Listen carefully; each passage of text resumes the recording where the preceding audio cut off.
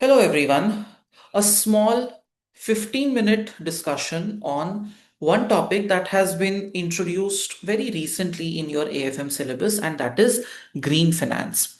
Now, the term green basically denotes something that is sustainable, something that does not harm the environment, and yet helps the organization achieve its targets and objectives. Okay. Green finance refers to financial investments in environmental goods and services and also schemes that encourage sustainability. To give you an example, there is a company in India called Vari Green Energies. Then there are other companies, which are into renewable energy resources. So if you are investing in these companies, then that means you have provided finance to a company that is participating in environmentally sustainable activities.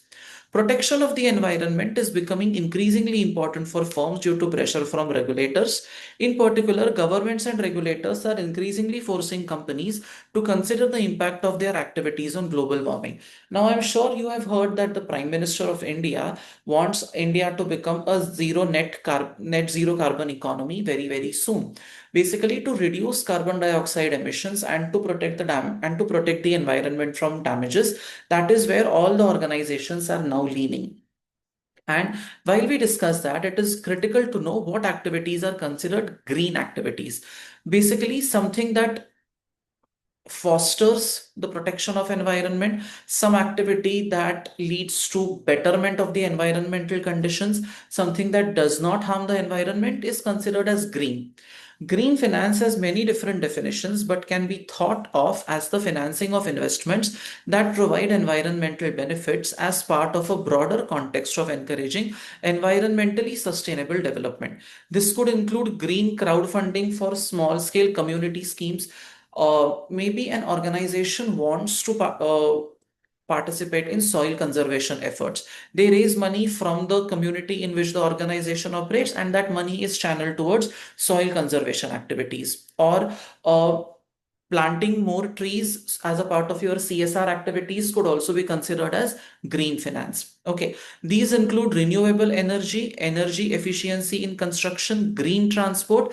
Green transport is, using renewable sources of energy for fueling the movement of trains and all of that, and reducing your dependence on fossil fuels. Then recycling, pollution prevention, we have pollution control boards also established for that, and water conservation. Other areas are more controversial, such as nuclear energy and fossil fuel efficiency.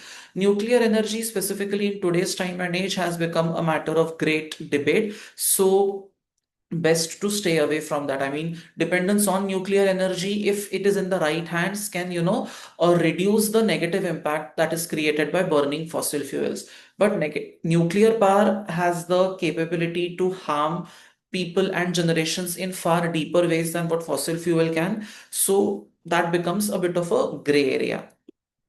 Now, a couple of green finance instruments that you should be aware of. There are four. The first one is green loans. The market for green loans is growing rapidly, and often lenders offer better loan terms to borrowers that can show they are reducing their environmental impact. So, if an organization is basically trying to protect the environment by reducing the CO2 emissions or reducing the emission of greenhouse gases, and it is able to demonstrate that to the providers of finance, then naturally, banks would be more interested in funding companies that are following these environmentally sustainable practices. The green loan principles set out a clear framework enabling all market participants to clearly understand the characteristics of a green loan. So, somebody who is causing more pollution will get loan at a higher rate of interest. Somebody who is causing lesser pollution will get loan at a subsidized rate. Sustainability linked loans are not the same thing as green loans. They are loans for any purpose, but with an inbuilt pricing mechanism, meaning that the loan is cheaper if the borrower achieves certain sustainable or ESG related targets.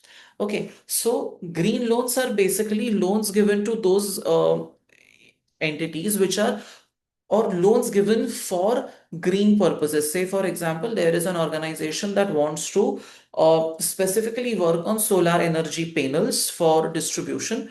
That is a green loan if you are taking loan for that purpose. But a sustainability linked loan is uh, Organizations have certain targets that have been given to them in terms of achieving a certain ESG score, or achieving a certain, target in terms of reduction of greenhouse gases or reduction of pollution. If you achieve those targets, then there are certain concessions that are given to you in the loan agreement. So normally your loan rate is 16%, for example, but if you are able to achieve an ESG score of say 100, for example, then that would mean we will lower your interest rate by 1%. That is how a sustainability linked loan works. Then green bonds. A green bond is a type of fixed interest bond used to raise money for climate and environmental projects. These bonds are typically secured and have the same credit rating as a company's other debt obligations. Basically, you are raising money by way of loans, by way of bonds, but specifically for climate and environmental projects. Right now, there was news that the government of Assam wanted to electrify using solar energy most of the government offices. So for that purpose, they want solar panels. And for that, they are raising a loan that becomes a green bond. Green bonds may come with tax incentives to enhance their attractiveness to investors. I mean, the government of Assam is raising money from people like you and me, and they have specified the purpose for which they are raising loans. And to make things more attractive to us, the government is offering a higher tax rate, for example, or they are saying that interest earned on these loans will be exempt. Over the past decade, green bonds have increased in popularity, and to qualify for green bond status, they are often verified by a third party, such as the Climate Bond Standard Board. I feel these days there is a new standards board coming up every day: Sustainability Standards Board, Ethics Standards Board, so on and so forth. They will basically evaluate your work, and on the basis of that, they will grant you the permission to issue green bonds. And what are green funds? Many stock markets produce an index of firms that satisfy social and environmental criteria. This helps investors to target investments in companies with higher standards of behavior in terms of social responsibility. So, like, you have your stock market index, there is a sustainability related index as well. And stock markets produce an index of firms that satisfy the ESG criteria and or certain, sustainability standards. And these are published, like your Sensex and Nifty and all of these data points are published. Even this data is published so that people know that this is a company that has been actively working on improving its sustainability practices, and that would invite more and more people to invest in these companies. And that is what will encourage the companies to continuously keep on performing consistently in the green finance department, because that is attracting more and more funds and more investors. And what are the green loan principles? First thing is use of proceeds. The key determinant of a green loan is the utilization of the loan proceeds for green projects. All designated green projects should provide clean environmental benefits, which should be quantified, measured, and reported by the borrower. So when you are raising funds saying that you are going to use it for green purposes, first of all, you should specify at the time of borrowing for what purpose this is going to be used. And once you have designated it for certain purposes, you know that there are clear environmental benefits. You have to quantify them and report them to the borrower. The borrower has to report them to the investors. Process for project evaluation and selection.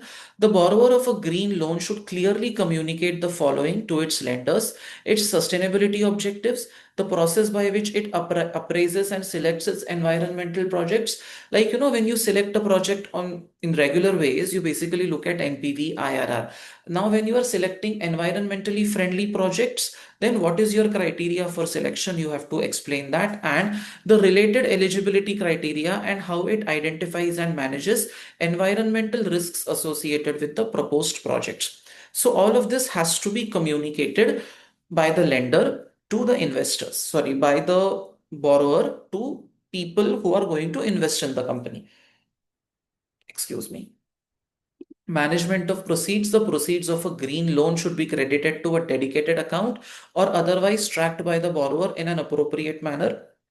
Basically, you have to ensure that the money raised under the pretext of green finance or for green projects should not be used for any other activity apart from these specific projects. So, the idea is that get the money deposited in a separate account and basically ensure that the money is not used for any other purposes and have a tracking mechanism. Borrowers should make and keep readily available up to date information on the use of proceeds. This should include a list of green projects to which the green loan proceeds have been allocated and a brief description of the projects, including their expected environmental impact.